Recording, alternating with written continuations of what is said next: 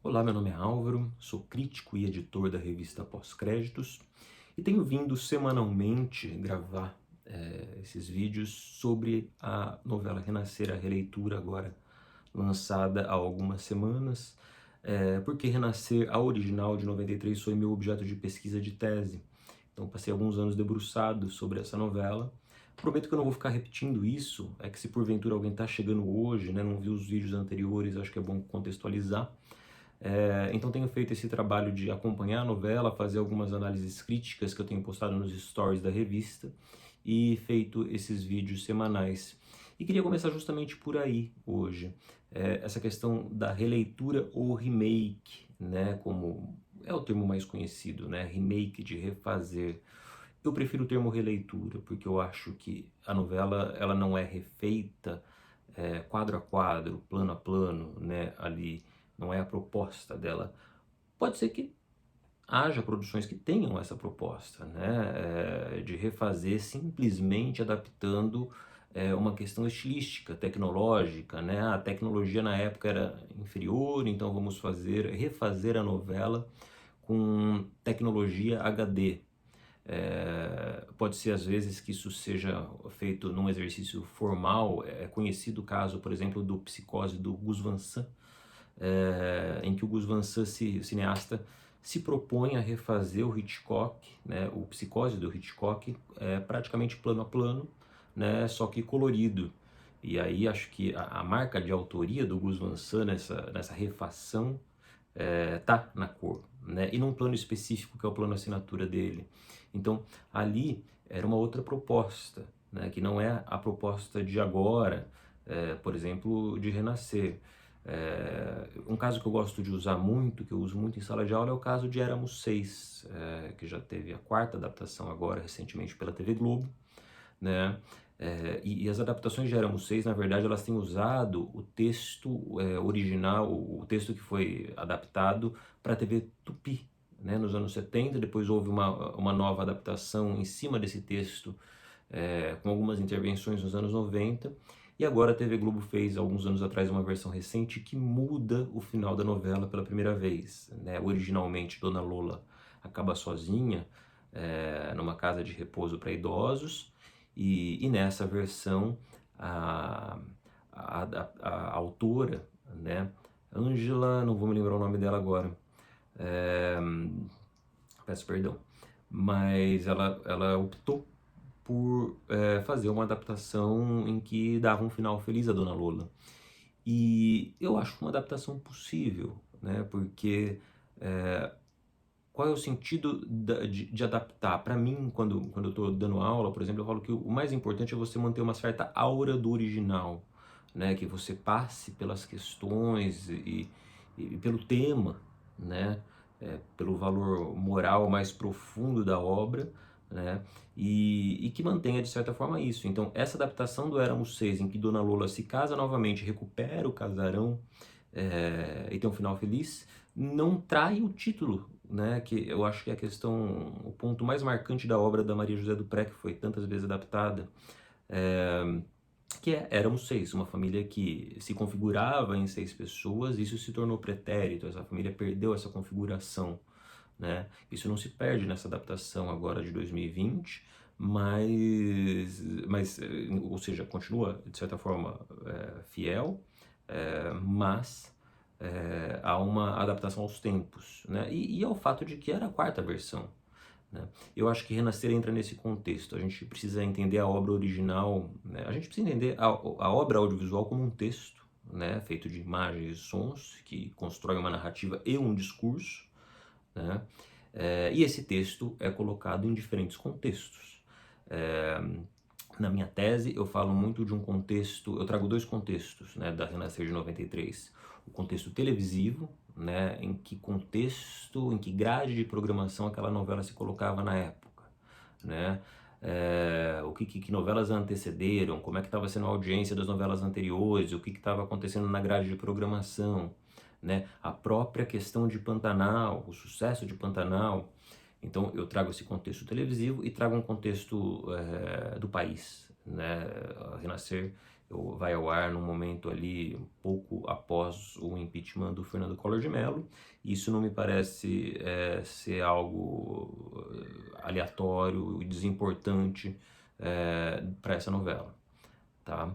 É uma novela que tem uma figura paternal muito importante. Estou gravando um pouquinho mais cedo hoje, então pode ser que vaze algum barulho. Eu tento não cortar, tento fazer direto esses vídeos, mas de vez em quando vai haver alguns cortes. Então eu estava falando do contexto político, social, cultural do país, da primeira Renascer. E aí, claro, essa nova leitura, ela tem novos contextos, né? Ela é uma Renascer feita 30 anos depois. E aí, nesse sentido, eu acho complicado você não adaptar algumas questões, até para não trair a novela original, no sentido de que pode ser que, vamos colocar o texto da maneira que ele era, adaptá-lo, refazê-lo agora, né?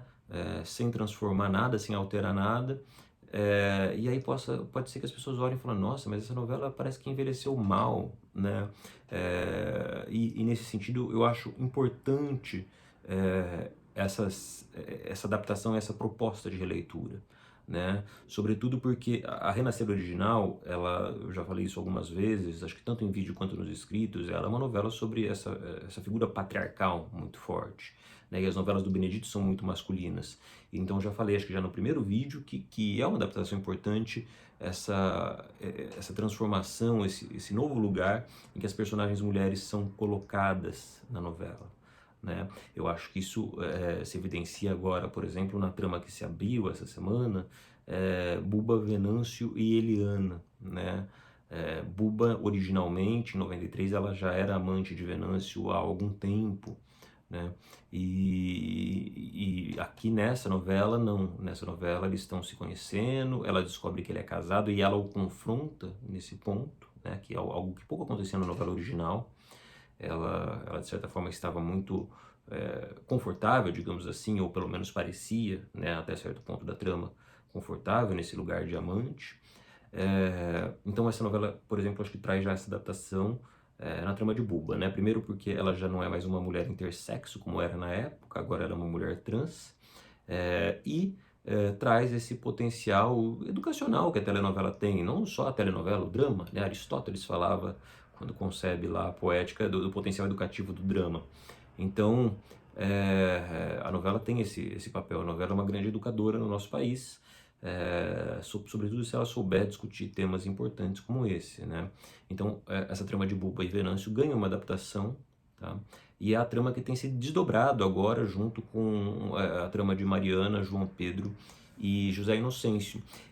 Eu li bastante gente falando que a novela parece mais lenta, parece que não está acontecendo nada agora nessa segunda fase, mas eu acho que essa proposta vem originalmente do Benedito, ele vai colocando as tramas aos poucos, né? Então, nessas primeiras semanas da segunda fase, Buba, Venâncio se fazem essa dobradinha com a trama principal durante um bom tempo, tá? Até que ele antecipou, Ritinha, se eu não me engano, por exemplo, era uma personagem que entrava mais adiante um pouco, né? Então o Bruno Luperi trouxe essa personagem para antes. E nos próximos capítulos a gente deve ter aí Damião, Tião Galinha, esses personagens devem surgir muito em breve, tá? Então tudo isso faz parte dessas escolhas, né, para se adaptar à trama, né? Também vi bastante gente falando, o uso de celulares, né, precisava ter colocado isso. Eu, sinceramente, acho que sim, né? O celular hoje é a principal tela da nossa vida, né, no nosso cotidiano. E não me parece à toa, isso de certa forma está ali simbolicamente colocado na cena de apresentação da Mariana, com aquela televisão desligada, né? Escrevi sobre isso essa semana. Na apresentação original de Mariana em 93, ela aparecia numa imagem de câmera filmadora que estava ligada a uma televisão ali da casa de Jacutinga. E nessa não, nessa ela aparece como reflexo nesse televisor desligado, né? O que nos diz outra coisa, né? Nos diz, olha, a televisão continua tendo importância, Jacutinga estava vendo a televisão um pouco antes, né? Mas desliga e aí surge Mariana, porque vivemos num momento de uma pulverização das telas e por outro lado, de uma convergência a uma única tela, né? Que é a tela do celular. Então temos muitas telas disponíveis, mas com certeza a tela do celular é a que mais nos tem. Então, particularmente, acho que não faria sentido não haver celular na Nova Renascer. Então, acho que esse esforço de adaptação é importante para trazer a novela para o contexto atual, para um contexto de um outro país, com outras questões, né? Diferentes daquelas de 93. Eu tenho lido muito essa questão do por que tantas releituras, por que tantos remakes, né? Vale Tudo acabou de ser anunciada para logo depois da novela do João Emanuel Carneiro, e com a adaptação da Manuela Dias, que eu acho uma grande novelista, acho Amor de Mãe uma das novelas mais potentes dos últimos anos, acho que é uma novela que vai ficar para a história da teledramaturgia de fato. E a resposta, eu acho que os estudos no audiovisual têm falado um pouco sobre isso. É um momento de comercialização da nostalgia, né? Tudo que aponta nesse sentido nostálgico tem vendido, né, diferentes coisas, tanto obras que retomam uma outra época e um outro estilo audiovisual, como é o caso de Stranger Things, por exemplo, quanto revivals, né, séries como Will and Grace, por exemplo, e agora essa refação de novelas, né, essa releitura de novelas que busca trabalhar a partir da memória afetiva do público, né? Não me parece à toa que a Renascer original de 93 tem estado regularmente, desde que a novela estreou, entre as obras mais consumidas do Globoplay. Então, acho que esse é um dado que não me parece irrelevante, né? Então, esse é um momento em que a nostalgia surge como uma grande mercadoria, né? E não acho que isso vá perdurar para sempre.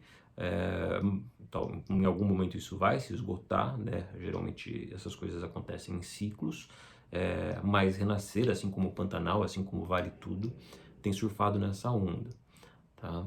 E por fim, queria comentar um pouquinho sobre, eu tô com um post-it aqui embaixo de cola para eu lembrar dos assuntos que eu tenho que falar.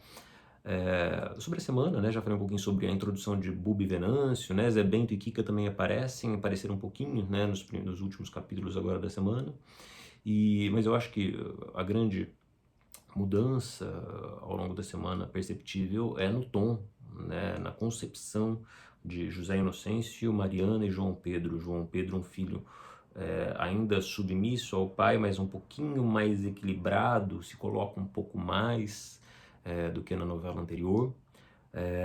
O José Inocêncio, uma figura, eu acho que até mais ambígua, porque ele tem esse tom mais manso, uma coisa meio preocupada com o filho. Não que ele não fosse no original, mas no original ele era um pai mais autoritário, e aqui ele está dissolvendo o Marcos Palmeira está dissolvendo esse autoritarismo do José Inocêncio, levando ali numa coisa mais branda. Isso traz sobretudo agora, no sábado, né, a Inácia planta essa dúvida em cena.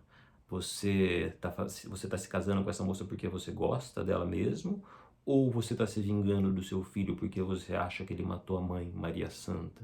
Né? Então essa é uma dúvida que me parece importante para esse personagem, que já estava na novela original, mas que aqui ganha outras tintas, eu acho que com essa composição do Marcos Palmeira.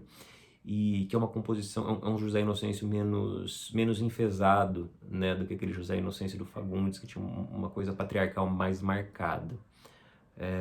E por fim, Mariana, que escrevi isso, vem como uma personagem muito mais cerebral, muito menos instintiva do que era a Mariana da Adriana Esteves. Agora sim, ela me parece uma vingadora que dissimula e que cria estratégias. Então não vou ficar repetindo coisas que eu escrevi, esses stories, a grande maioria, quando eu não esqueço de salvar algum ali, eles estão ficando salvos no Instagram da revista.